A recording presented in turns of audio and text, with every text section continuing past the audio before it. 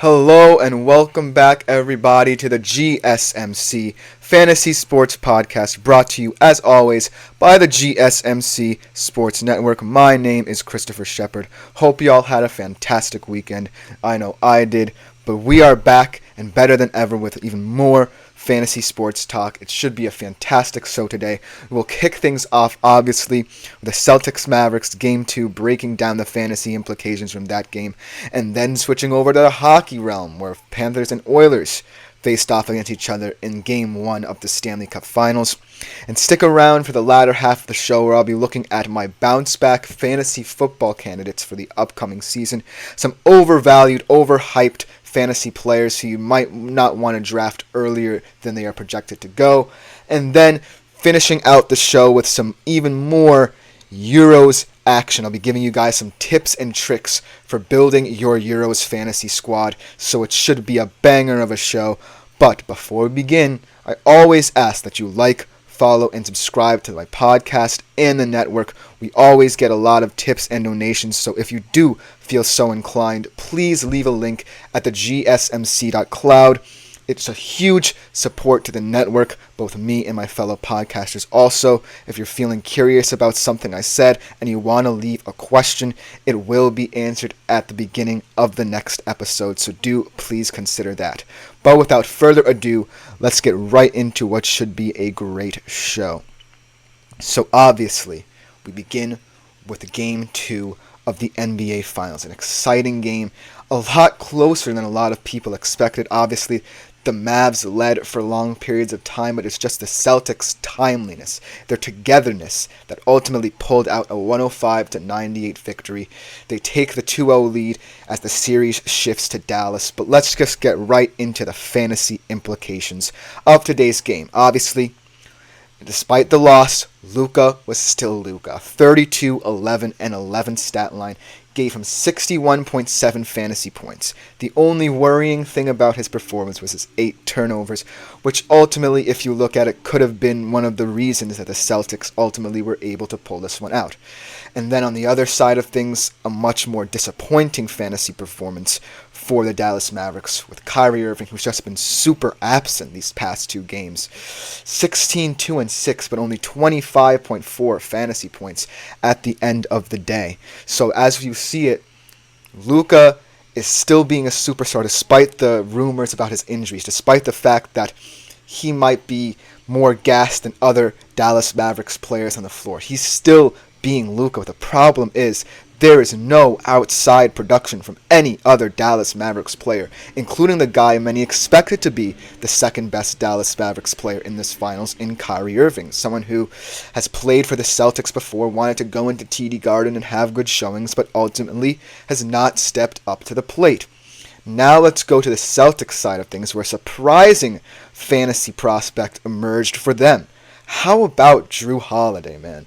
26, 11, and 3 stat line. 47.7 fantasy points for Jrue Holiday, their leading scorer on the night, in a stellar performance that largely was like the difference maker for the Celtics in this game. And then obviously the second best fantasy player in terms of points was obviously Jaylen Brown. 21, 4, and 7, continuing his fantastic development throughout this postseason. As this postseason has gone on, Jaylen Brown has been getting better and better. But let's just talk about how both these teams match up and why there has been such volatility in terms of fantasy for the Celtics, and why Luka has been one of the better fantasy players in this series, despite the fact that his team is losing. Let's just start off with Luka. Obviously, no matter what happens with Luka Doncic, he is still going to be Luka Doncic. He just has a fantastic, intangible mindset when it comes to the game of basketball, and he can produce at any level of the floor for both himself and his teammates. And we saw it last night. He was doing his best. But ultimately, the Dallas Mavericks role players have not stepped up to the plate. Notice how in the past couple of episodes, I have not mentioned names like Dan Gafford or Derek Lively or even PJ Washington, because they have been non-factors. And that is a testament to the Celtics' on-ball and three-point defense. They are saying that Luka Doncic will be Luka Doncic, and there's no changing that aspect of the Dallas Mavericks.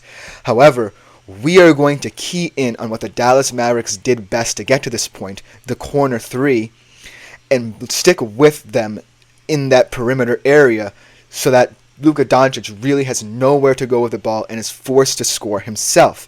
And they have been doing this to a T. Obviously, Luka Doncic still had 11 assists and 11 rebounds last night because he's always going to get that at some point. But the point of the Celtics' defensive game plan is that Luka Doncic is not worrying them as a passer as well as a scorer. And that's just been done to a T, and it's reflected in the Celtics' fantasy stats because they've just been spreading the wealth. Last game, Kristaps Porzingis and Jaylen Brown were their leading fantasy scorers, and now it's Jrue Holiday's turn. So you can see the Celtics really don't care about who is going to step up to the plate on any given night. They are just so well structured that from 1 through 5, whoever they have on the court is willing to stick to their defensive game plan. Kudos to Joe Mazzulla as well for understanding the fact that you can't change who Luka Doncic is, but you can still change the way he plays the game of basketball. And that is a huge part as to why the Celtics were able to kind of get their heads back into the game and why they were able to pull it out at the end of the day. But looking at another aspect of the Celtics as a fantasy squad, obviously you have so many different players who can give you production on the Celtics in terms of daily fantasy basketball, but I want to focus on one in particular who we've always seemed to come around back to when we are discussing the Celtics as a fantasy team. He's the most scrutinized player, one of the most criticized players in all of the NBA, and also in terms of daily fantasy, mainly due to the fact that point production is not his fantasy forte, and that is Jason Tatum. He had an 18, 9, and 12 stat line last night for 45.8, so by no means was this a terrible fantasy performance for Jason Tatum. But here's why, going forward, for however long this final series goes on, Jason Tatum will always be looked at through a lens of, is he doing enough? That's the question. The bigger question in my mind is the fact that if you as a fantasy player are willing to accept the fact that Jason Tatum's primary fantasy role is not necessarily a point scorer. There are nights where his points will be inflated. There are nights where his distribution is more needed. And we are seeing that in the NBA Finals. Jason Tatum is becoming more of a team player. Now, by no means does that mean I'm telling you to fade Jason Tatum as a fantasy player, because he still put up 45.8 fantasy points last night. But it's a question of if you're looking for aggression from your fantasy basketball team, or a more balanced approach where you have a guy like Tatum who can put up big points, but kind of takes the back seat a little bit. For all intents and purposes, if you want aggression, go for Luka as your main daily fantasy basketball player. Swing for the fences. Spend big on a guy like Luka who's going to get at least maybe even 50% of your fantasy point production for any given night.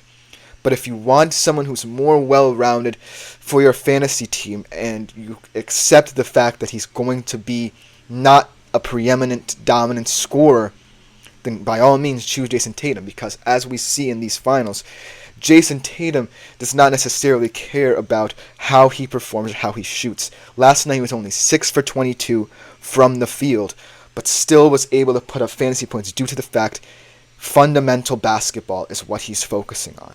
And that's the reason why the Celtics are up in this series, despite the fact that in terms of fantasy they're spreading the wealth around. They are a team-oriented basketball team. They are not the Dallas Mavericks, who on any given night have to rely on Luka Doncic or Kyrie Irving to step up. Kyrie Irving right now is not stepping up, and Luka Doncic is kind of weathering the storm, man. He has to weather the storm due to the fact that there is no way he can be able to spread the wealth around to players that are covered on the perimeter by the fantastic Celtics defense. It is a mindset that was ingrained in the Celtics at the start of this season, and now it is carried over and coming full circle in the NBA Finals. And that's the thing. The Dallas Mavericks have to figure out a way to shoot the corner three. That's the reason why they are here.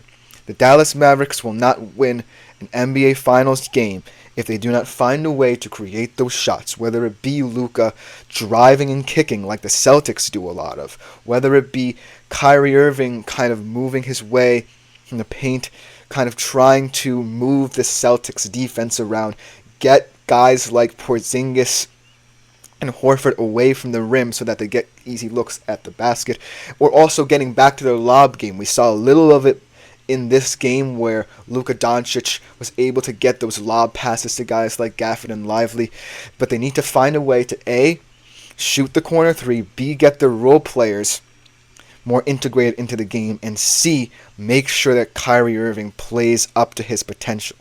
If they don't do that, then this could be a sweep. Obviously, as the series shift to Dallas, maybe they get that home support advantage that they so vitally need. But right now, I see no way that this fantastic Celtics on-ball defense can be solved, despite the fact that Luka is doing everything he can to carry his Dallas squad over the hump.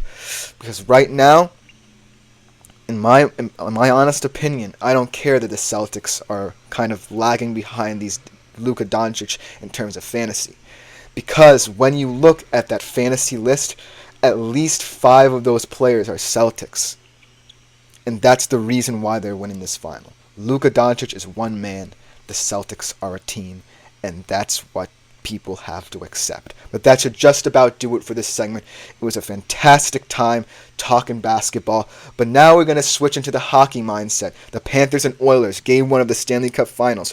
Who were the big fantasy stars in that game, and who needed to step up in that critical moment for the Oilers in their loss? We will be right back to discuss that Game 1.